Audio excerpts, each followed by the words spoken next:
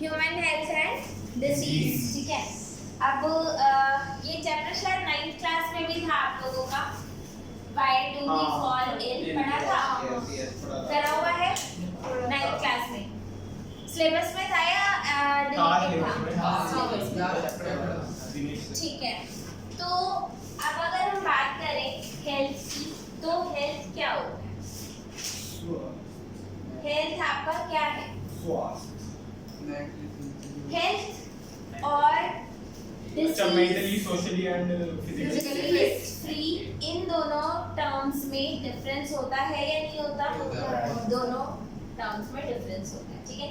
Health जो होता है वो आपका मेंटल, फिजिकल एंड सोशल तीनों चीजों को इंक्लूड करता है।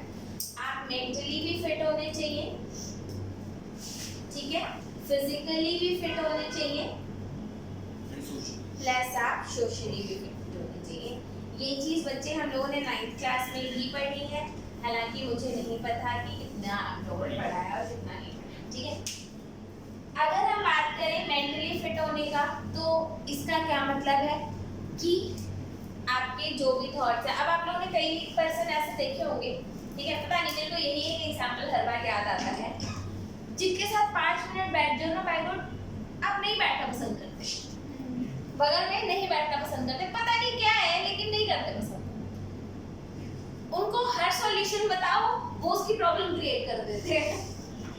आपने बताया solution and they are problem creator, मजा आएगा? नहीं। और कुछ लोगों के साथ you can spend 1 hour 2 hour, right, just like me. पसंद नहीं आया, कोई बात नहीं, इट्स ओके, नहीं पसंद आया, कोई नहीं, ठीक है।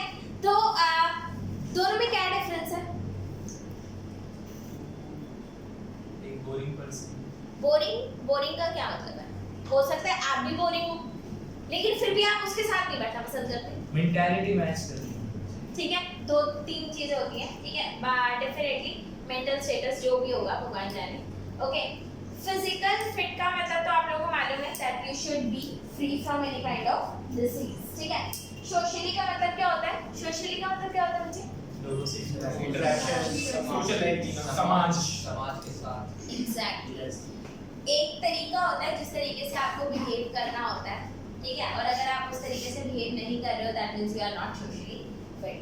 आप किसी की डेथ हुई है, आप उसकी डेथ सेरेमनी पे जा रहे हो, फिर हम फैंसी ड्रेस कंपटीशन ट्राई करके आए और ऊपर से वहां पे लगा दिया कोई, क्या बोलते हैं वो, कौन है, जावेद का हंसाता कौन है, लाफ्टर वाला, कपिल शर्मा का शो लगा दिया, और ठीक है, तो आर यू सोशली फिट?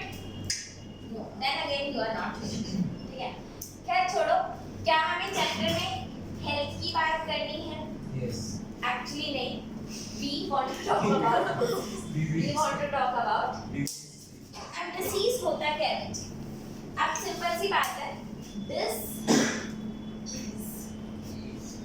मतलब कंफर्ट तो नहीं है, कंफर्ट नहीं है, सांस लेने में दिक्कत हो रही है, फीवर आ गया, कफ हो रहा है, कोल्ड हो रहा है, ये सब क्या है? ये क्या आपको कंफर्टेबल फील कराते हैं?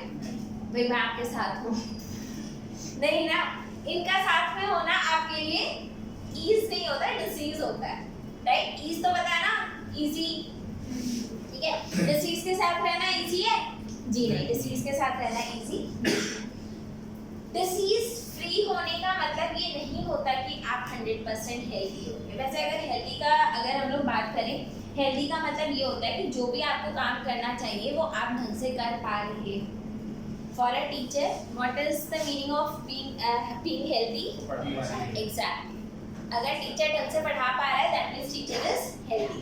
एंड अगर डिसीज फ्री है लेकिन पढ़ा नहीं पा रहा, then definitely there is something, some issues, ठीक है।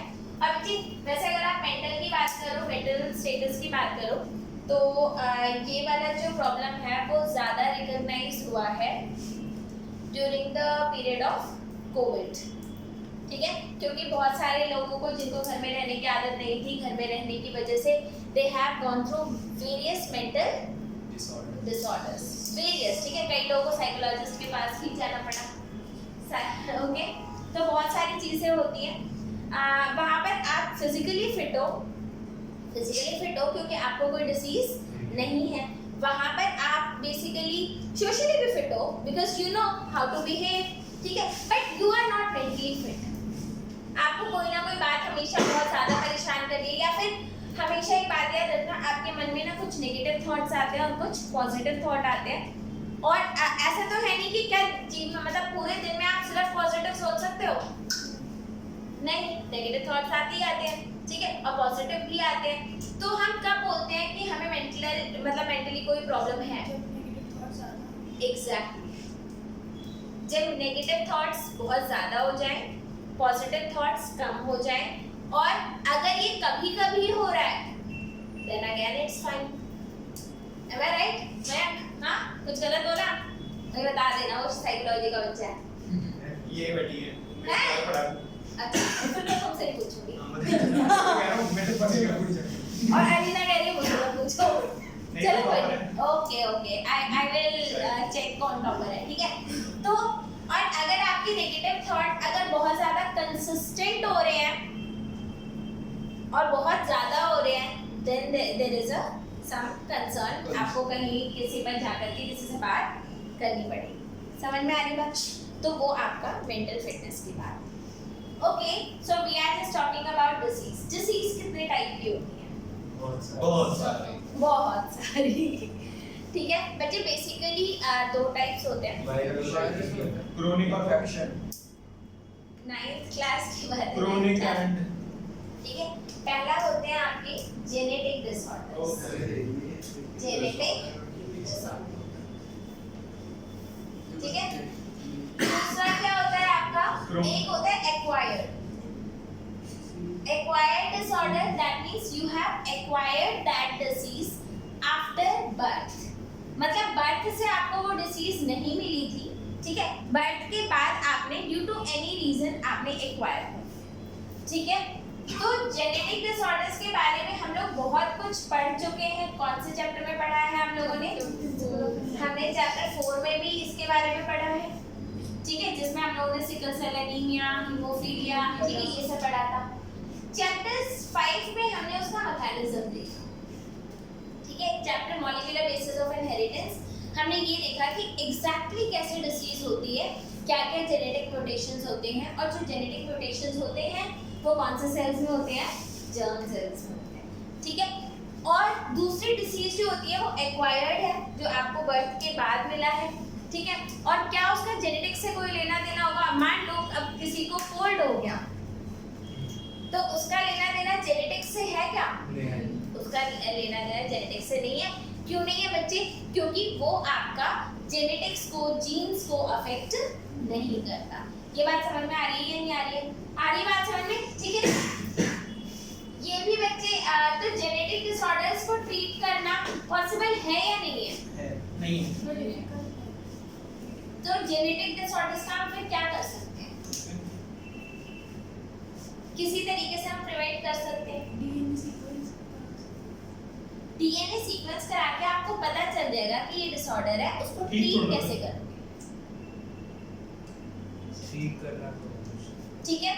हालांकि अभी बहुत सारी चीजें चल रही हैं कि हम लोग जेनेटिक डिसऑर्डर्स को ट्रीट कर पाए, बट डेफिनेटली ये बहुत इजी टास्क नहीं है, और पता नहीं इन फ्यूचर अगर क्या ये डॉक्टर्स कर सक पाएंगे, भगवान जाने, ठीक है, क्योंकि इसके लिए साइंटिस्ट आर रिक्वायर्ड, ठीक है।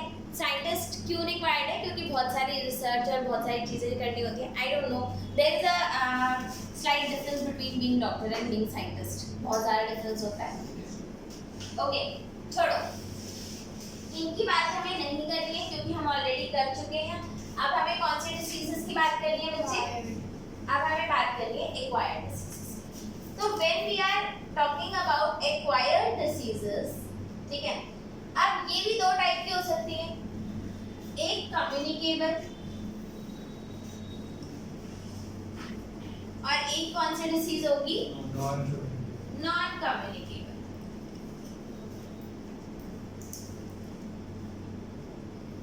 कम्युनिकेबल डिसऑर्डर्स क्या होते हैं बच्चे? जो एक पर्सन से दूसरे पर्सन में स्प्रेड हो सकते हैं, दोज आर कम्युनिकेबल डिसऑर्डर। जैसे आज साक्षी को कोल्ड है, शिवम को कोल्ड है, ये कल किसी को भी हो सकता है, ठीक है? हाय हाय, ठीक है? तो आपके जो कम्युनिकेबल डिसीजेज हैं वो एक पर्सन से दूसरे पर्सन में फैल जाते हैं एंड डेफिनेटली इनके पीछे कोई एजेंट होता है, जैसे बैक्टीरिया हो गया, वायरस हो गया, ठीक है, प्रोटोजोन हो गए और आपके बहुत सारे ऑर्गेनिजम्स हैं जो इस डिसीज को स्प्रेड करवाते हैं। आई बात समझ में आ रही है? ठीक है। नॉन कम्युनिकेबल डिसीजेस में क्या होता है? हाँ, पहली बात कि एक पर्सन से दूसरे पर्सन में ट्रांसफर नहीं होते, ये इसका एक इम्पॉर्टेंट फैक्टर है। और दूसरा क्या है बच्चे, आपके नॉन कम्युनिकेबल डिसीजेस में क्या क्या आ जाएगा? High blood pressure, high blood pressure. वैसे वो एक पर्सन से दूसरे पर्सन में ट्रांसफर हो सकता है। मान लो शिवम मम्मी के सामने हो, किसका ब्लड प्रेशर ज्यादा होगा? पहले मम्मी का, फिर मम्मी इसका कर देगी। ऐसा नहीं होता, ठीक है? ब्लड प्रेशर जो है वो एक दूसरे के साथ बैठने से नहीं बढ़ता। और कोई नॉन कम्युनिकेबल डिजीज?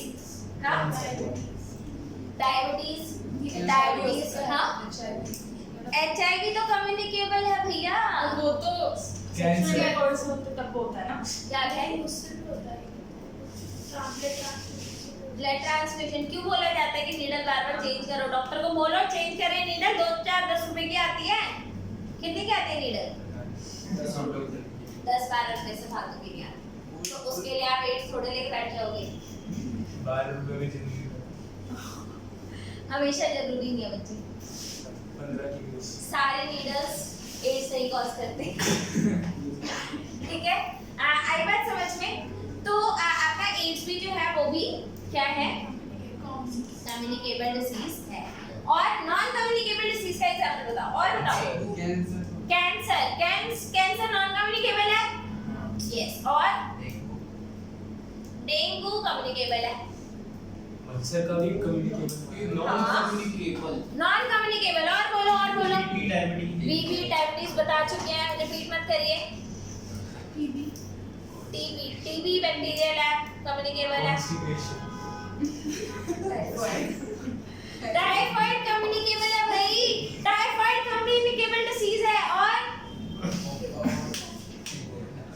और डिसीज के नाम नहीं पता। हिंदी में नाम छोड़ो। हाँ रहने दो, हमारे साइड में ये होते हैं उसको। ठीक है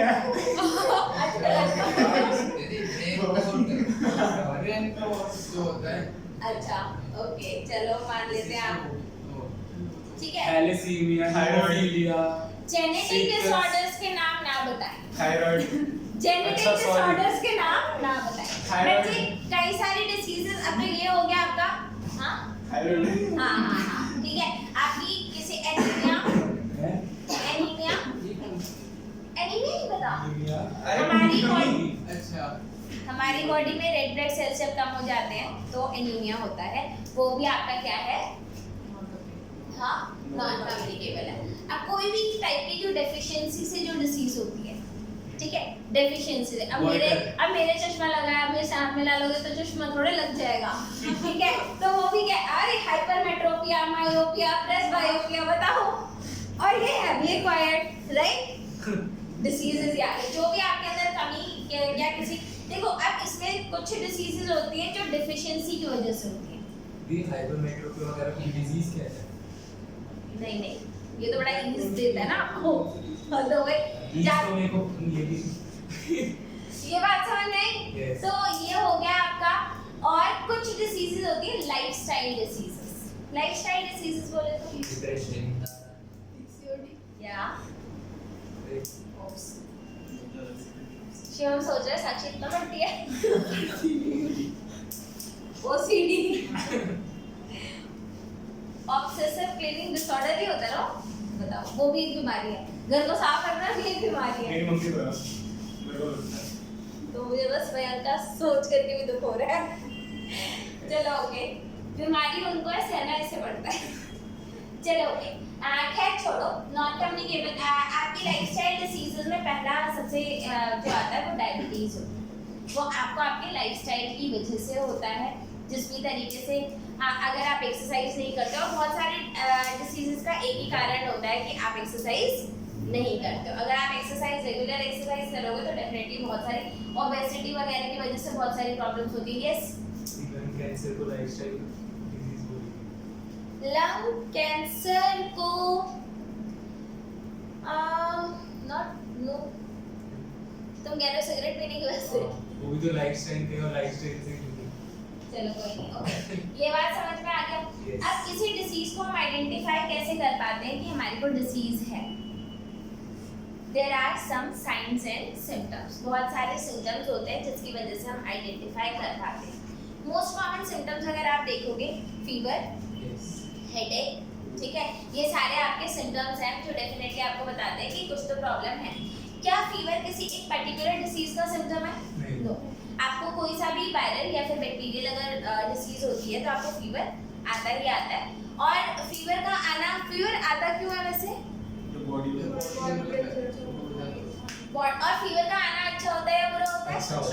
अच्छा होता है। इनफैक्ट ये बोला जाता है कि अगर आपको फीवर आया है तो तुरंत आपको मेडिसिन नहीं लेनी चाहिए, ठीक है, थोड़ी देर वेट करना चाहिए। ऐसा इसलिए बोला जाता है बच्चे क्योंकि बैक्टीरिया के अगेंस्ट आपकी बॉडी ने अपना टेम्परेचर रेज करा है और at that time your immune system is working. ये बैक्टीरिया या वायरस? या बैक्टीरिया और वायरस। और अगर आप तुरंत मेडिसिन ले लोगे तो क्या होगा? टेम्परेचर तुरंत डाउन हो गया। तो जिस पर्पस के लिए हमने टेम्परेचर रेज करा था, क्या वो पर्पस सॉल्व हुआ? नो। नहीं हुआ, ठीक है। तो फिर मेडिसिन लेनी क्यों है फीवर आने में? क्योंकि हमारी बॉडी चाहती है बैक्टीरिया मरे और हम नहीं चाहते कि हम मरे। अरे भैया पता चला 108 चला गया आपका टेम्परेचर, ठीक है, तो आप बहुत ज्यादा टेम्परेचर रेज करना चाहते हो क्या? जी नहीं। मतलब एक पर्टिकुलर टेम्परेचर के बाद अगर आपकी बॉडी टेम्परेचर रेज कर दे then you will take medicine. Why? Because body bacteria को किल करने के चक्कर में टेम्परेचर रेज करी जा रही है, मगर आपको तो मालूम है ना। हाँ, ये बात समझ में आ गई? Yes. तो बहुत सारे सिम्टम्स होते हैं, बहुत सारे साइंस होते हैं, और अगर सिम्टम्स बहुत ज्यादा हो तो उन्हें क्या बोलते हैं हम? सिंड्रोम। फिर उस टाइम क्या बोलते हैं? सिंड्रोम, ठीक है। अगर आपको एड्स की फुल फॉर्म पता है तो पता भी होगा, acquired immuno deficiency syndrome. Syndrome इसलिए बोलते हैं बच्चे because there is not just one symptom, there are symptoms and that's why we call it a single term syndrome. Is this clear? अब आपकी बुक में बहुत सारे एजेंट्स दे भी रखे हैं और उनसे होने वाली डिसीजेस के नाम भी बता रखे हैं। जैसे अगर हम बात करें बैक्टीरियल डिसीजेस तो होती है हमें। बैक्टीरियल डिसीजेस हो गई, वायरल डिसीजेस हो गई, प्रोटोजोआन हो गए, आपके जो राउंड वर्म्स होते हैं वो भी डिसीज कॉज करते हैं, ठीक है। राउंड वर्म्स हमने पढ़ा था ना, कौन से ग्रुप में आते हैं? एनेलिडा, अरे भैया पढ़ा था, कॉलीफेरा, सिलिंड्रेटा, प्लेटिहेल्मिन्थोफोरा, प्लेटिहेल्मिन्थस, एस्केलमेंथस, ठीक है।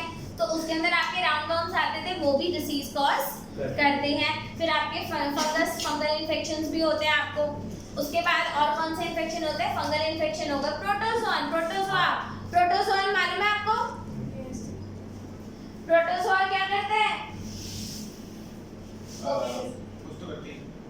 कुछ तो करता ही है, डिजीज कॉज करता है। प्रोटोजोआ से होने वाली एक डिसीज का नाम बताओ। मलेरिया। मलेरिया कौन कॉज करता है? प्लाज्मोडियम। प्लाज्मोडियम क्या है? एक प्रोटोजोआन बैक्टीरिया, ठीक है। Is this clear? Yes. तो आपका पहली डिसीज से स्टार्ट करते हैं जिसका नाम क्या दे रखा है? टाइफाइड।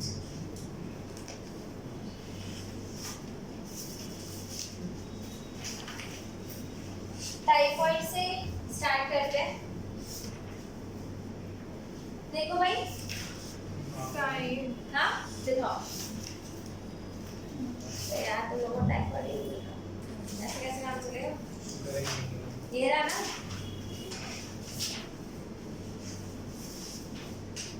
अब बैक्टीरियल डिसीजेस में आपका क्या आ रहा है? बैक्टीरियल डिसीजेस में बच्चे आपको एक तो जो बहुत अच्छे से डिस्क्राइब कर रखा है वो है आपका typhoid,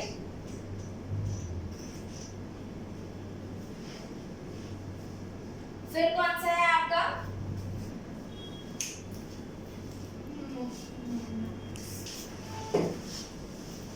and pneumonia.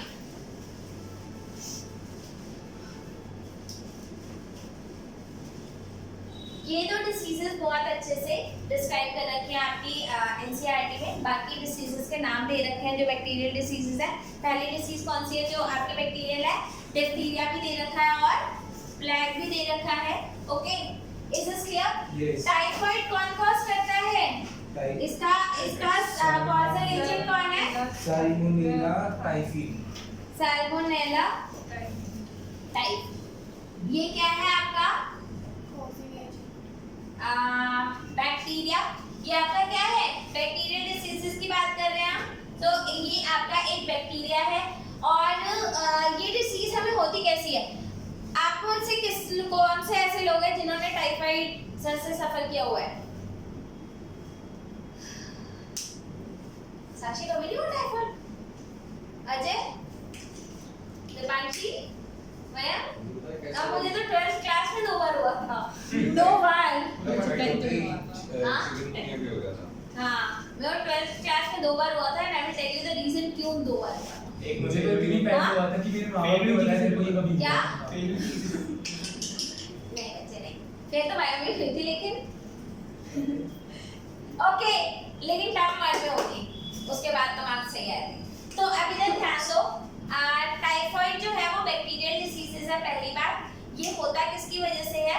Contaminated food या वाटर की वजह से। किसकी वजह से होता है जी? कंटामिनेटेड फूड या वाटर की वजह से होता है। मतलब अगर आपने जो खाना खाया उसके अंदर अगर ये बैक्टीरिया प्रेजेंट था तो definitely you will suffer from typhoid. ठीक है, तो और कंटामिनेटेड फूड एंड वाटर की वजह से होता है तो क्या होगा? ये आपके इंटेस्टाइन में चला जाता है। ये कहाँ पे चला जाता है? इंटेस्टाइन में चला जाता है, वहां पर ग्रो करता है। एंड प्लस और क्या होता है? ये इसकी वजह से क्या होगा? हाई फीवर होगा। हाई फीवर होता है। Loss of appetite. What is loss of appetite? भूख का कम लगना। ठीक है, आप लोग कभी हाँ, तो loss of appetite, constipation, headache, high fever, ये सारे किसके सिम्टम्स हैं? आपके टाइफाइड के सिम्टम्स हैं। एंड ये बैक्टीरियल डिसीजेस है तो इसको कैसे ट्रीट करेंगे? इसको ट्रीट किस तरीके से किया जाता है? एंटीबायोटिक्स लेकर के। अब एक बात याद रखना, यहाँ पर आपकी बॉडी में कौन ग्रो कर रहा है? बैक्टीरिया ग्रो कर रहा है। आप क्या लेते हो? एंटीबायोटिक लेते हो। एंटीबायोटिक क्या करती है बच्चे? It works against bacteria. अब आपको मालूम है, मान लो बैक्टीरिया का नंबर बहुत ज्यादा है। बैक्टीरिया का नंबर बहुत ज्यादा है। मान लो आपको कोई एक x या फिर 100x मान लेते हैं, कुछ ऐसा ही एक नंबर मान लेते हैं कि आपके बैक्टीरिया का नंबर बहुत ज्यादा है। ओके, जब बैक्टीरिया का नंबर बहुत ज्यादा है तो आपको सिम्टम्स आएंगे। आपको फीवर भी होगा, आपको जो भी सिम्टम्स है वो सारे होंगे। Is this clear? आपने एंटीबायोटिक लेना स्टार्ट करा। एंटीबायोटिक लेना स्टार्ट करा। जैसे ही आप एंटीबायोटिक लेते हो तो इनका नंबर क्या होता है? रिड्यूस होना स्टार्ट हो जाता है। क्या होता है? रिड्यूस होना स्टार्ट हो जाता है। मान लो अब ये कम हो गया, अब इसका नंबर क्या आ गया? कम हो गया। उसके बाद इसका आपने और मेडिसिन ली तो इसका नंबर और कम हो गया। आपने और मेडिसिन ली, इसका नंबर और कम हो गया। बच्चे ये x मैंने इसलिए रखा है क्योंकि एग्जैक्ट नंबर मैं नहीं बता सकती और ये एक हाइपोथेटिकल एग्जांपल है। पेपर में इस तरीके से एक्सप्लेन नहीं करना। ठीक है, ये समझ में आया? Yes. तो अब होता क्या है, इस स्टेज तक आते आते आपके सिम्टम्स खत्म हो जाते हैं। इस स्टेज तक आते आते सिम्टम्स खत्म हो जाते हैं, आपको कोई भी सिम्टम नहीं होता। And when I was in 12th class बच्चे, उस टाइम पर मैंने करा क्या था, अराउंड इस स्टेज पर ही आकर के मैंने दवाई लेनी छोड़ दी थी, मेडिसिन लेना छोड़ दिया था। लेकिन बैक्टीरिया भी बचे हुए हैं या नहीं है? बैक्टीरिया भी बचे। आपको सिम्टम्स आ रहे हैं? नहीं, आपको सिम्टम्स नहीं है, but still bacteria is there in your body. ठीक है, बैक्टीरिया आपकी बॉडी में है। जैसे ही आपने मेडिसिन लेना छोड़ा, इनका नंबर बढ़ गया। इस वजह से मुझे 2 बार टाइफाइड हुआ था। ठीक है, टाइफाइड लिवर पर अटैक करता है। इंटेस्टाइन। इंटेस्टाइन चेक डेंगू पढ़ कर आए हो? नहीं, मेरे साथ तो लिवर में होता है। मेरे पापा के दोस्त के बेटे को हुआ था, तो एक दिन ना यूएस में वो चला था, उसका लिवर में वो कुछ साइड इफेक्ट रहा होगा बाकी हाँ टाइफाइड बच्चे उसकी वजह से कुछ रहा होगा। साइड इफेक्ट भी नहीं था, वो लिवर पे अटैक कर उसका लीवर वीक होगा फिर लीवर वीक होगा फिर ठीक है, इंटेस्टाइन। और ये समझ में आया। इस हमेशा एक बात याद रखना, जब भी आपको कोई बैक्टीरियल डिसीज होती है, पहली बात आप एंटीबायोटिक हमेशा कौन सी डिसीज के अगेंस्ट लेते हो? सिर्फ और सिर्फ बैक्टीरियल डिसीजेस के अगेंस्ट लेते हो, क्योंकि आपकी एंटीबायोटिक वर्क ही उसके अगेंस्ट करती है। Is this clear? और अगर आप एंटीबायोटिक एक मान लो आपको डॉक्टर ने बोला कि आपको कितने दिन दवाई खानी है, let's say 5 to 7 days generally बोला जाता है, इतने दिनों तक आपको दवाई खानी होती है, राइट?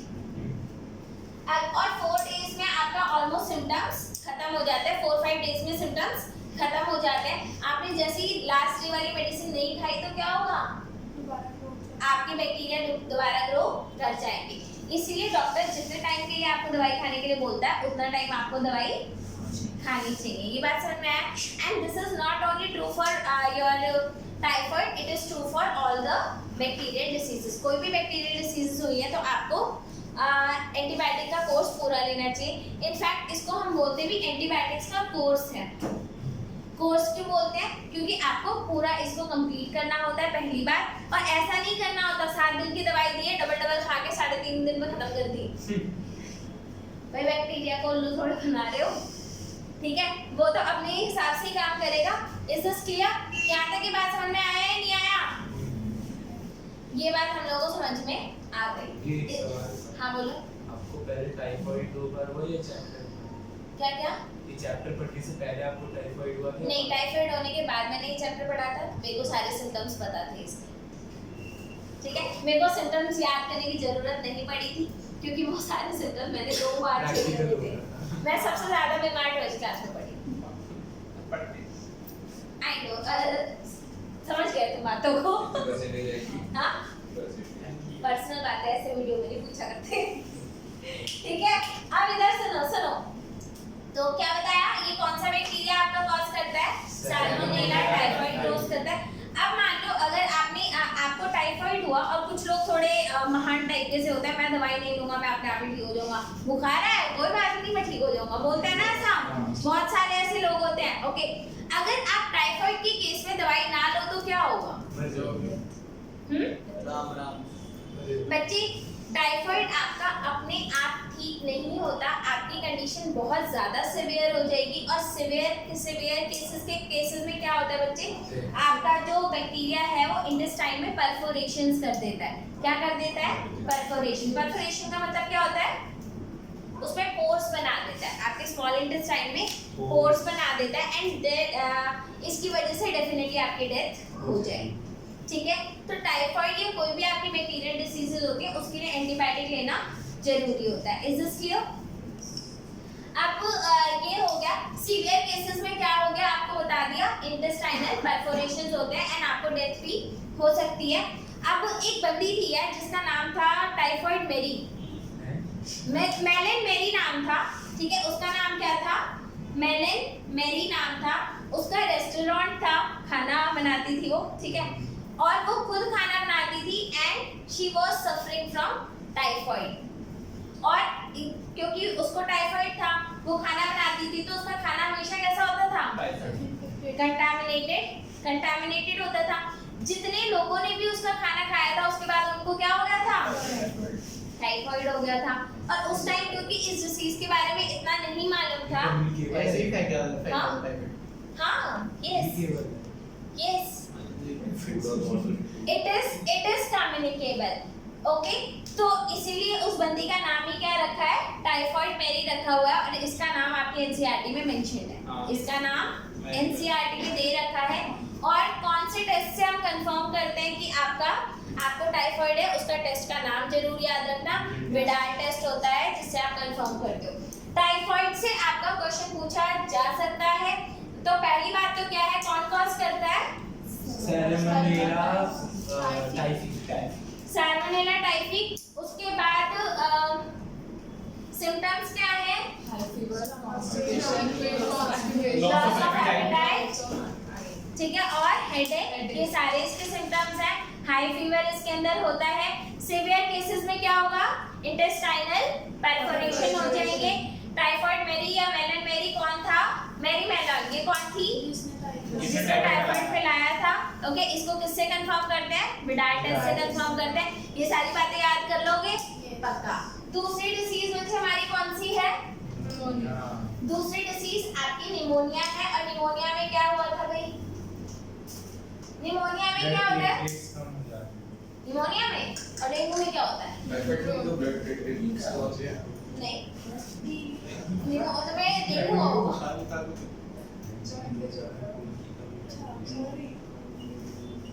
खून की कमी तो बच्चे जब आपका निमोनिया होता है, आपको क्या हो गया बच्चे, कह रहा खूनी का प्रोटीन बना एनीमिया होता है। हाँ निमोनिया, निमोनिया में क्या होता है बच्चे आपका, आपको आपका रेस्पिरेटरी सिस्टम पता है, रेस्पिरेटरी सिस्टम मालूम है आपको, पता है कि ट्रैकिया होती है, ट्रैकिया 3 पार्ट्स में डिवाइड हो जाती है, bronchus, bronchioles and finally alveoli. Alveoli आपको मालूम है, यहाँ पर हमारे लंग्स है,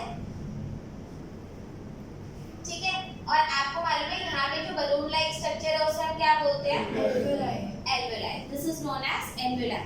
what is the function of alveoli in our body, हमारी बॉडी में एल्वियोलाई का क्या फंक्शन होता है,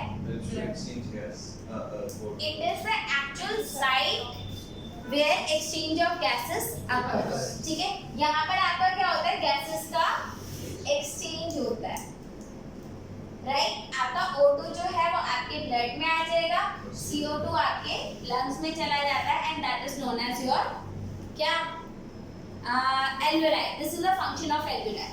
निमोनिया में क्या होता है बच्चे, आपकी एल्वियोलाई के अंदर फ्लूइड भर जाता है, इसके अंदर क्या होता है, एल्वियोलाई के अंदर फ्लूइड भर जाता है, ठीक है, और ये एक बैक्टीरियल डिसीज है, ये एक बैक्टीरियल डिसीज है। अब मुझे एक बात बताओ, अगर इसके अंदर फ्लूइड भरा होगा तो क्या एक्सचेंज हो पाएगा, नहीं, बिल्कुल भी नहीं हो पाएगा, ठीक है। इसके अंदर एक्सचेंज में क्या प्रॉब्लम आएगी, एक्सचेंज होने में ऑक्सीजन, ऑक्सीजन जो है वो ढंग से एक्सचेंज नहीं हो पाएगा। और अगर बहुत ज्यादा सीवियर निमोनिया हुआ है तो क्या होगा, आपका आपकी बॉडी में CO2 वाला जो ब्लड होता है, डीऑक्सीजनेटेड ब्लड होता है, उसकी कंसंट्रेशन ज्यादा हो जाएगी, और CO2 की कंसंट्रेशन ज्यादा होने की वजह से कैसे होते हैं, आपकी बॉडी ब्लूइश ग्रे कलर के हो जाते हैं, आपके नेल्स जो है वो ब्लूइश ग्रे कलर के होते हैं। निमोनिया ज्यादा किसको, अरे आप लोगों नहीं है यार, निमोनिया ज्यादा किसको अफेक्ट करता है, छोटे बच्चों को अफेक्ट करता है, छोटे बच्चों को सबसे ज्यादा निमोनिया हो जाता है। इनफैक्ट आप लोगों ने ये देखा होगा, बॉर्न होने के बाद मोस्ट ऑफ बहुत सारे बच्चों को हो जाता है, ठीक है, ये बात समझ में आई। तो निमोनिया काफी छोटे बच्चों को अफेक्ट करता है, ये क्लियर हो गया। आपके लंग्स में क्या भर गया, फ्लूइड भर गया, ओके। अब यहाँ पर एक बात याद रखना, निमोनिया एक मतलब इसको मैं क्रॉनिक डिसीज में रखूंगी या फिर दूसरा क्या था, एक्यूट डिसीज में रखेंगे। आप देखो कॉमन कोल्ड होता है आप लोगों को, कोल्ड भी आपका रेस्पिरेटरी सिस्टम को अफेक्ट करता है, ये भी रेस्पिरेटरी सिस्टम को अफेक्ट कर रहा है, लेकिन विच इज मोर सिवियर, ये ज्यादा सिवियर है। क्यों ज्यादा सिवियर है, क्योंकि ये आपके एल्वियोलाई को ही अफेक्ट कर रहा है, और एल्वियोलाई के अफेक्ट होने से क्या हो रहा है, आपका एक्सचेंज नहीं हो पा रहा, बॉडी में CO2 की कंसंट्रेशन ज्यादा हो गई, and it is not good for the health. ये बात समझ में आ गया।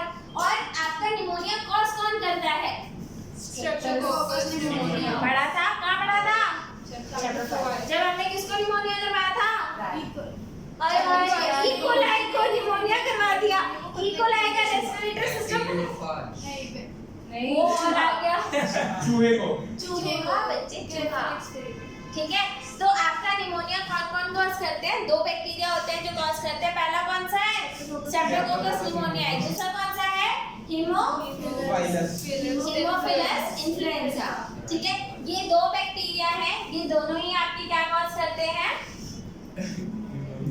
निमोनिया कॉज करते हैं। निमोनिया डेफिनेटली बढ़िया नहीं होता। छोटे बच्चों को डिसऑर्डर्स ज्यादा क्यों होते हैं, वीक होता है, तो फिर बड़े होने पे क्या हो जाता है, स्ट्रॉन्ग हो जाता है। आपका मतलब आपकी एक्वायर्ड इम्यूनिटी आपकी बॉडी की वो डेवलप हो जाती है। आप जितने ज़्यादा बड़े होते जाते हो उसके बाद आपको डिसीजेस थोड़ी सी कम होती है। हालांकि आप और ज़्यादा बड़े हो जाओगे, बूढ़े होने लग जाओगे तो डिसीजेस फिर से ज़्यादा होने लग जाएंगे। ठीक है, इज दिस क्लियर? ये बात हम लोगों को समझ में आ गई। इसके बाद इसके अलावा बैक्टीरियल डिसीजेस हमारी कौन कौन सी हैं? कॉमन कोल्ड और मलेरिया। वायरल डिजीज है। मलेरिया। चुप चुप चुप चुप, अब शांत रहो। डिप्थीरिया, ठीक है, और दूसरी कौन सा है? प्लेग। ठीक है, ये आपके अगेन बैक्टीरियल डिसीजेस है। मुझे एक बात बताओ, चलो ये तो हो गया आपका बैक्टीरियल डिसीजेस। बैक्टीरियल डिसीजेस को हम किस तरीके से ट्रीट करते हैं?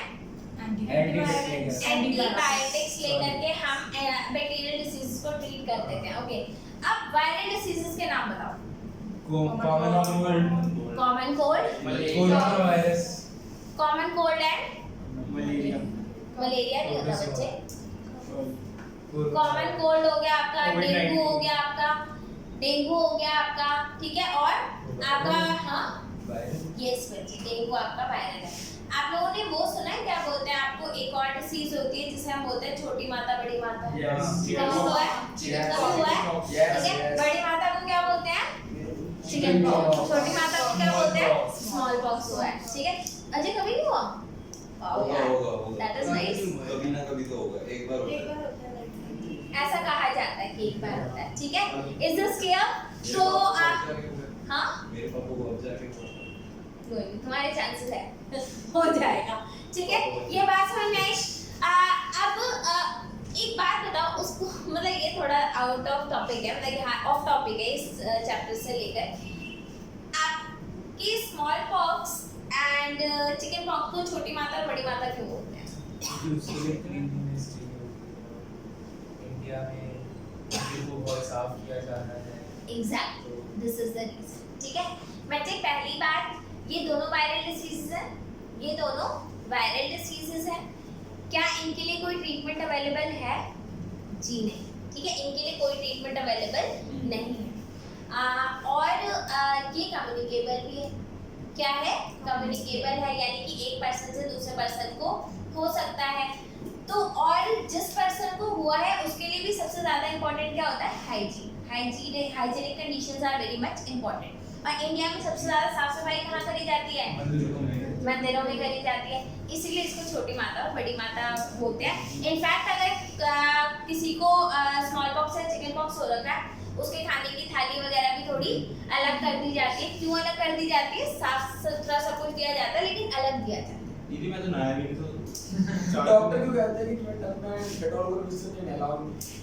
देखो सिंपल सी बात है, आप अपने चारों तरफ सफाई रख सकते हो, इससे ज्यादा कुछ भी नहीं। क्या सर्दी और भी 4 दिन नहीं नहाया था।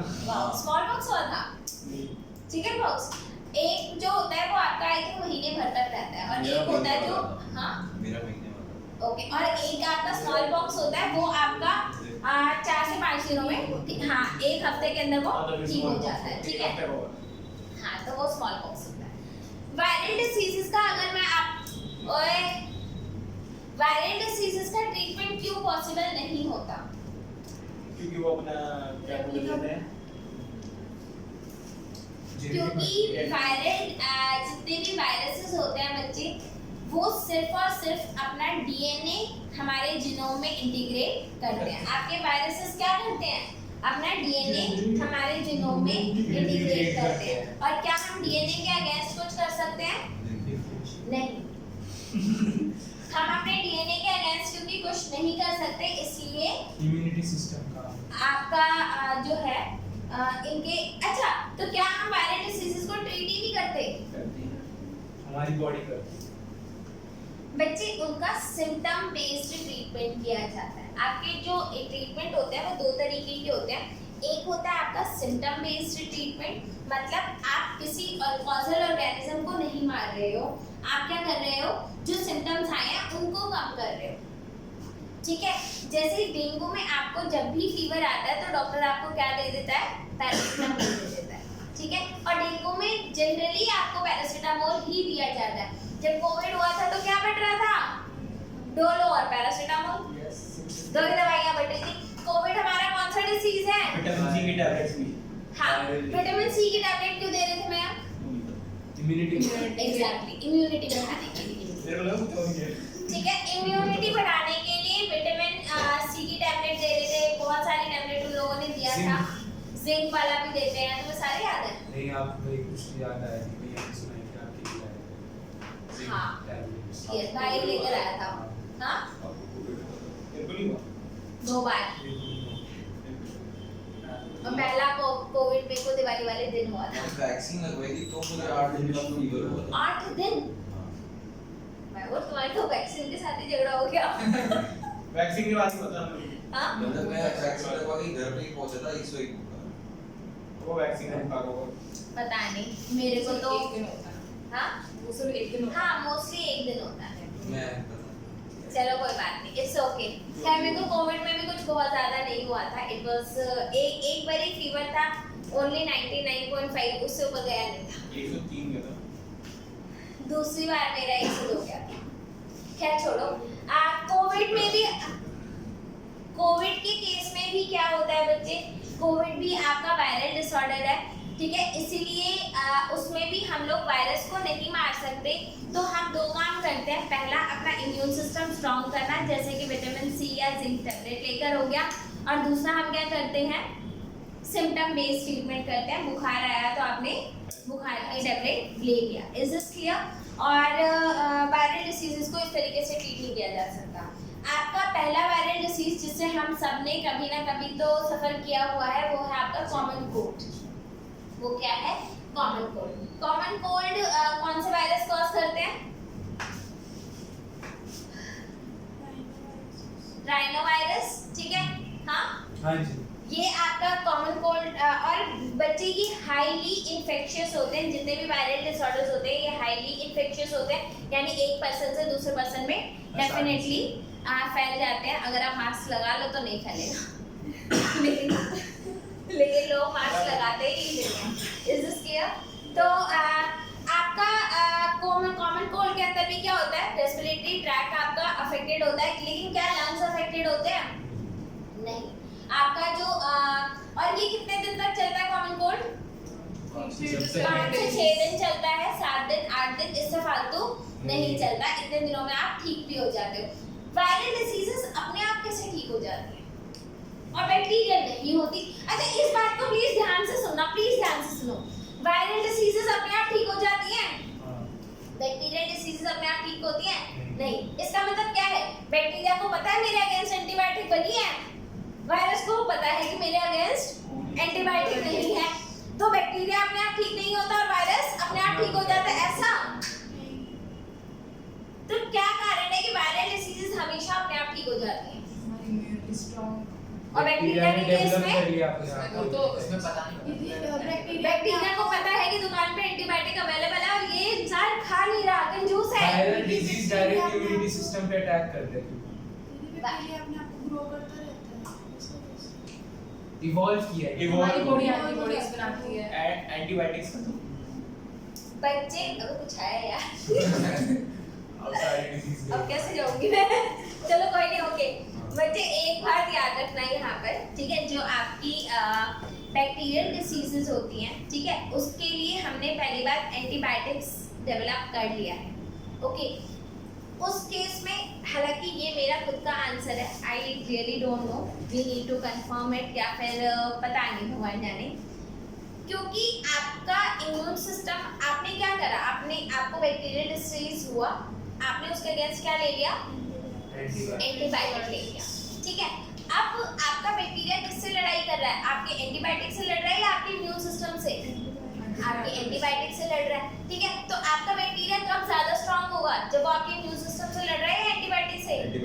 जब वो एंटीबायोटिक से लड़ रहा है तो आपका बैक्टीरिया क्या होगा? ज्यादा स्ट्रांग होगा। वायरसेस के केस में अभी तक कोई मेडिसिन नहीं है, तो अभी भी वायरस हमारा किससे लड़ाई करता है? हमारे इम्यून सिस्टम से लड़ाई करता है।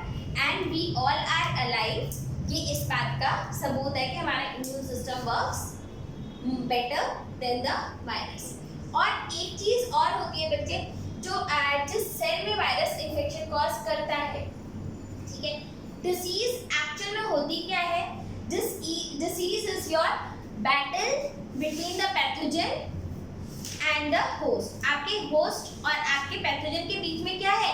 एक बैटल ही तो है। अगर बैक्टीरिया जीत गया, डिसीज हो गई। आप जीत गए तो आपको डिसीज नहीं होगी।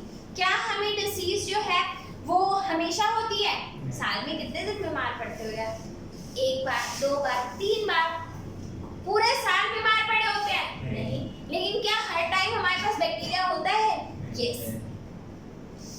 आप अभी अपना हाथ, मेरा हाथ है, ठीक है, दिस इज, अगर मैं इसको एक प्लेट पे, जो हमारी बैक्टीरिया की प्लेट होती है, अगर मैं उसकी प्लेट पे ऐसे रख करके और प्लेट को इंक्यूबेट कर दूं ना, ठीक है, तो उसमें बैक्टीरिया ग्रो कर जाएगा।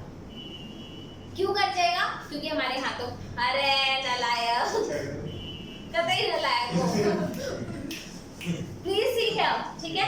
तो आपके हाथों में हमेशा बैक्टीरिया होता ही होता है, ठीक है। और मान लो अगर आप ट्रिप पर जाते हो या कहीं पर भी जाते हो तो बड़ा ना आपको हर जगह साबुन, सैनिटाइजर और ये सब मिल जाता है, ठीक है। Then you need to sometimes you will eat like this, खा लोगे, राइट। अब मान लो 10-15 दिन का ट्रिप है तो कभी ना कभी तो ऐसा होगा ही होगा, ठीक है। क्या बता रही थी मैं? हाथ में बैक्टीरिया होते हैं बहुत सारे। हाँ, ओ याद आ गया, सॉरी। तो ओए, एक बात याद रखना, हमारा इम्यून सिस्टम जो है वो जितने भी डिसीज कॉजिंग माइक्रोब्स हैं उनके अगेंस्ट वर्क करता ही करता है। अगर पैथोजन जीत जाए तो डिसीज होगा और हमारा इम्यून सिस्टम जीत जाए तो डिसीज नहीं होगा। मोस्ट ऑफ द टाइम कौन जीतता है? नहीं, हम We are not talking about you. We are talking about Immune system. Immune system, ठीक है। तो हमारा इम्यून सिस्टम जीत जाता है मोस्ट ऑफ द टाइम। और जितने ज्यादा बैक्टीरिया से लड़ेगा उतना ज्यादा हमारा इम्यून सिस्टम स्ट्रांग होता जाएगा। जितने वायरसेस से लड़ेगा उतना ज्यादा हमारा इम्यून सिस्टम स्ट्रांग होगा, स्ट्रांग होता जाएगा, ठीक है। और आपको मालूम है, ऐसा बोला जाता है बहुत ज्यादा एंटीबायोटिक्स नहीं खानी चाहिए। हाँ जी, क्यों नहीं खानी चाहिए? जो हेल्दी बैक्टीरिया से मर जाए। Immune system पे इफेक्ट करता है। बच्चे, उससे आपका जो बैक्टीरिया है वो और स्ट्रॉन्गर हो रहा है। आप तो उसे एक लेवल ही देते जा रहे हो ना, वो और ज्यादा इवॉल्व होता जा रहा है। उसकी जो स्ट्रेन है वो और ज्यादा हायर हो रही है। और उसके लिए अब एक बात बताओ, मान लो अगर आपका आपका कोई बैक्टीरिया है, ठीक है, वो आपके इम्यून सिस्टम से फाइट कर रहा है, आपने एंटीबायोटिक खा ली, अब वो बैक्टीरिया प्लस हो गया, प्लस का मतलब उसके अंदर और ज्यादा इम्यूनिटी, मतलब वो ज्यादा स्ट्रांग हो गया, वो आपके इम्यून सिस्टम से आप फाइट करने की कोशिश कर रहा है, आपने फिर से एंटीबायोटिक खा ली, वो अब प्लस हो गया, ठीक है। उसके बाद ऐसी स्टेज आएगी ना, अगर आपने एंटीबायोटिक नहीं खाई तो वो आपको ज्यादा हार्म करेगा, ठीक है। आपका जितने भी पैथोजेंस होते हैं वो हमेशा इवॉल्व करते हैं और यही कारण है कि कोरोना वायरस की बहुत सारे स्ट्रेन्स आ रहे हैं, बहुत सारे, क्योंकि उनके पास होस्ट की डाइवर्सिटी बहुत ज़्यादा है, ठीक है। इसीलिए नए स्ट्रेन्स आपके डेवलप हो जाते हैं। अच्छा, अगर अगर कोविड जो है वो वायरस की जगह अगर बैक्टीरियल डिसीज होता तो क्या होता? हम खत्म हो जाते। इतनी फास्ट इसकी स्ट्रेन्स डेवलप होती? इतनी फास्ट नहीं होती, थोड़ा सा स्लो होता, क्योंकि वायरस जो है वो बहुत ज़्यादा जल्दी म्यूटेट कर जाता है, तो नई स्ट्रेन्स का आना बहुत ज़्यादा जल्दी हो जाता है। आप लोगों ने देखा पिछले 2-3 सालों में कितनी सारी स्ट्रेन्स आप लोगों ने देख लिया है, ठीक है। लेटेस्ट कौन सा स्ट्रेन था? ओमिक्रॉन। हाँ, अच्छा तुमने नाम ही नहीं पढ़ा, ओके गुड, ठीक है। हाँ, तो उसके बाद कौन सी स्ट्रेन आई है? उसके बाद की कोई स्ट्रेन बताओ। जी, अगर कोरोना वायरस बैक्टीरियल होता फिर उससे स्प्रेड ही नहीं होता। यस, मतलब मैं एक्चुअली म्यूटेशंस की बात कर रही थी, इन टर्म्स ऑफ म्यूटेशन। तो ये WBC क्या काम होता है? Platelets. बच्चे, that is a part of our immune system, that is a part of our immune system. कोई फॉरेन अगर पार्टिकल आता है वो उसको रिकॉग्नाइज करते हैं, वो उससे फाइट करते हैं, लेकिन उस प्रोसीजर में भी तो टाइम लगता है। ऐसा थोड़े कोई माइक्रोब आपकी बॉडी में आया और आपकी बॉडी एकदम से प्रिपेयर थी, उसको भी तो टाइम लगता है, एंटीबॉडीज बनाने में टाइम लगता है, बहुत सारी चीजों में टाइम लगता है। और बच्चे, they are working, don't worry about that, they are working, तभी तो आपको अभी डिसीज नहीं है। कोई डिसीज? कोविड हुआ था? मेरे को ये था मेरे घर हुआ था। हाँ हाँ घर में हुआ था तो मेरे को बता रही थी मुझे। है बिना बड़ा कंफ्यूज सा बच्चा है। कौन मेरे पापा को हुआ था एक बार, अभी मम्मी को हुआ था एक बार। तुझे नहीं हुआ ना? पापा को इसलिए हुआ था क्योंकि पापा ने टेस्ट कराया था आपने कभी अचार खाए हो और आपको स्वाद ना आया हो, वो आपके साथ कभी किसी ने अचार ही नहीं खाया। चलो क्या हो गया बच्चे पूरा टाइम